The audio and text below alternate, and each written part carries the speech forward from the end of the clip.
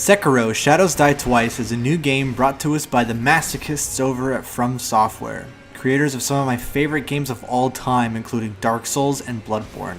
Does Sekiro: Shadows Die Twice live up to Souls fans' massive expectation while also being a new, fresh take on the From Software formula? Let's find out.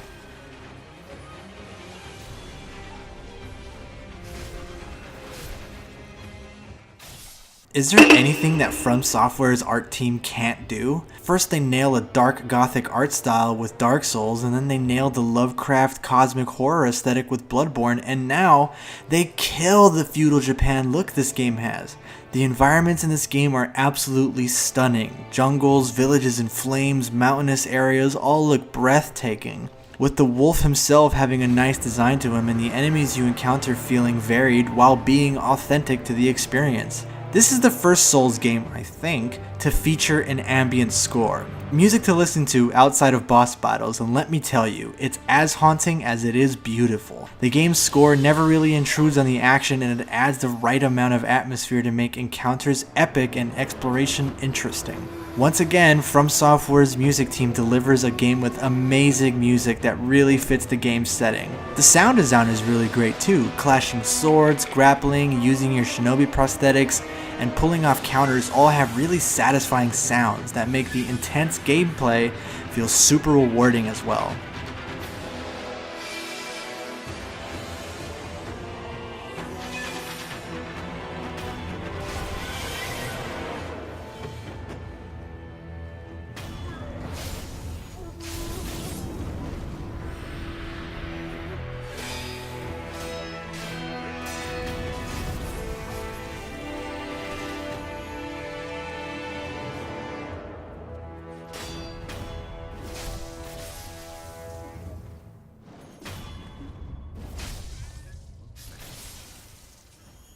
Overall, From Software once again delivers on every aspect of presentation.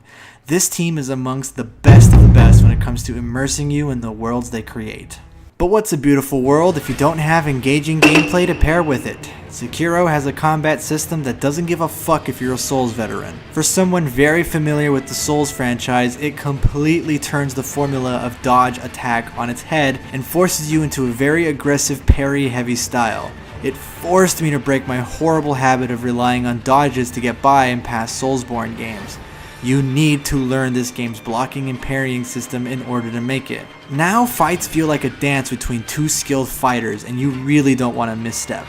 The new posture bar coupled with your vitality adds a new element of strategy to the game that wasn't there before. You need to look for your opportunity to swipe away at your opponent's health while also taking into account their attacks to do punishing counters to decimate your opponent's posture in order for you to do a brutal death blow. I was pretty conflicted at first with this game's combat, but after some thinking and learning, I think this might be the best combat in the entire series. Every encounter is a blast, especially when you add this game's stealth and shinobi prosthetics, adding yet another layer of depth. Stealth can help you clear a tough area in the game or knock a health bar off a boss with relative ease. The game has fairly forgiving AI when it comes to stealth, and it'll feel like some enemies have dementia, but it makes the game feel balanced in a way. The shinobi prosthetics remind me a lot of the items in the Castlevania games, in that you collect a special kind of currency for them and you can only use them a few times every time you go to a sculptor's idol. So while it feels like a big advantage to the player, it's not entirely useful and you'll need to use it sparingly. Shurikens, axes, firecrackers, flamethrowers, and a few more are at your disposal, and they can all be upgraded with their own little skill tree. And they each have their own uses. For example, the firecrackers can be used to frighten beast-type enemies, giving you a window of attack, and the axe can be used to decimate shield and hat wielders, giving you an instant death blow. Sekiro also has the added benefit of giving you multiple lives with its dragon blood-filled main character here, meaning that you get to instantly retry an encounter or wait for them to turn their backs for the stealth kill. It's honestly really awesome to have something like this because the Souls series is known for having long, frustrating stretches between boss encounters. So something like this saves the player frustration when you get so close to killing a boss only for you to die at the final moment. However, if you die too much, you'll spread something called dragon rot to characters you meet, which will make you unable to finish their storylines. And this is where my first complaint arises with this game. I feel like both Unseen Aid and Dragonrot are pretty underwhelming mechanics. Unseen Aid is supposed to relieve you of losing half of your experience and gold when you die, but honestly I just never found myself in that situation. Since you can't really D-level when you die repeatedly, I mostly just found myself feeling underwhelmed whenever I got Unseen Aid. And Dragonrot seems to not really have any other effect other than being unable to finish characters' quest lines. It's also stupid easy to cure, so it takes away the threat of it. I just felt like in a game with such incredible polish, this was really undercooked. But the gameplay doesn't really suffer all that much from it. When you're not throwing down with enemies, you'll be exploring this beautifully detailed world by running, jumping, and grappling all around, discovering hidden areas and treasures, and encountering characters all along the way. I really dig this way of exploration, and I feel like they're opening up areas in From Software game. It really gives the world this nice sandbox feeling where you feel like you can approach the game however you see fit. This kind of freedom is extremely refreshing when it comes to From Software games because in my opinion, the previous titles suffered from feeling a little too linear or closed off. I was a little conflicted at first on the progression changes, but I've grown to love them. Instead of putting points into stats like in previous FromSoft games, you have to defeat bosses and mini-bosses to collect spirit beads and memories.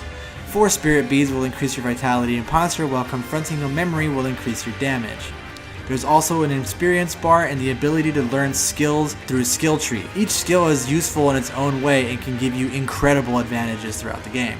I like this change because it makes progression feel earned and not grinded.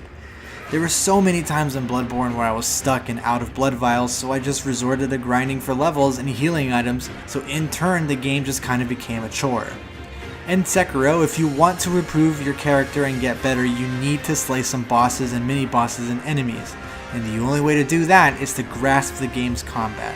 I love the boss fights in this game. Each encounter feels thematic and epic. From simple one-on-one duels in a beautiful field to fighting a warlord in a storied battlefield, every boss has more than one phase and it will keep you on your toes for sure. These boss encounters are incredibly fun, rewarding, and challenging in interesting ways. Mostly because you can actually parry most of these bosses' attacks, giving you a pretty fair advantage. However, I feel like some of the mini-bosses in this game can feel a teensy bit repetitive. Visually, of course. I feel like I'm fighting the same armored shogun guy in this game over and over and over again. But, to be fair, that's really only in the early game, and they do have different fighting styles and arenas to kind of mix things up, so not really worth taking any points off. Now look, I'm not one to immediately hype games as being super tough rage games, break your controller, clickbait thumbnails or anything like that.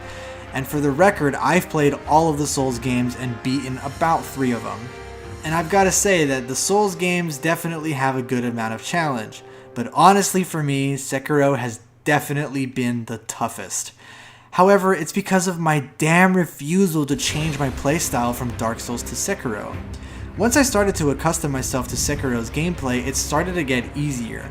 But man, I got my ass beat in those first few encounters, and if you're a Souls veteran with my playstyle, you'll most likely get your shit pushed in too. The game also has a new feature in the Souls series called eavesdropping, in which you spy on characters while hidden, or right the fuck in front of them, in order to learn information that could potentially benefit you in your next encounters. It's a pretty neat system that I definitely found helpful in learning some of the things this game doesn't outright tell you. Some people might complain that it's too handholdy, and on a level I definitely agree with them. However, I feel like Sekiro finds a nice balance between the two. It gives the player an advantage without outright telling them with a pop-up, and also gives the player a reason to take things slow and not just outright attack every enemy they see, because then they risk losing out on important information. Honestly, while I was thinking about this game, I was struggling pretty hard to find any major flaws with it. I did have some things that border on minor nitpick at best and really aren't worth mentioning, but I'm gonna do it anyways. Picking up an item on the floor prompts a pop-up to tell you, hey man, you got an item, congrats. That's great when it does it the first time. And then it keeps doing it, and you just... I know what this item does. I know. Oh my god, I get it. I got the item. Move on! Now, you might think this is pretty damn annoying, but you can cancel it as soon as the item pops up, and it really only inconveniences you for like half a second. The lack of PvP or summoning is a missed feature, but if I'm honest, I'll take being able to pause the fucking game over multiplayer any day of the week. One final thing I noticed is that the game does have some stuttering issues for the PC port. I think I have a pretty damn good PC, and at times Sekiro was struggling to run a bit. I'm not sure if it's my computer or if it's the optimization, but honestly it never really dipped past anything that was unplayable, so again, it's a minor complaint that's really not worth taking off any points. I'm finding it more and more difficult to not give this game a 10 out of 10. To me, in my opinion, From Software has consistently put out home run after home run. They make some of the best games out there currently, and Sekiro is yet another one in my opinion. A near flawless execution. With a punishing and addictive combat system, fantastic level design, bosses that are fun to fight, and a spectacular world that's incredibly fun to traverse, Sekiro easily transcends itself to one of the best games I've played in a very long time. To me, its issues are so incredibly minor that they don't hinder the experience at all. It is very worthy of the inclusion into the legendary franchise that I love dearly, and I'm giving it a 10 out of 10.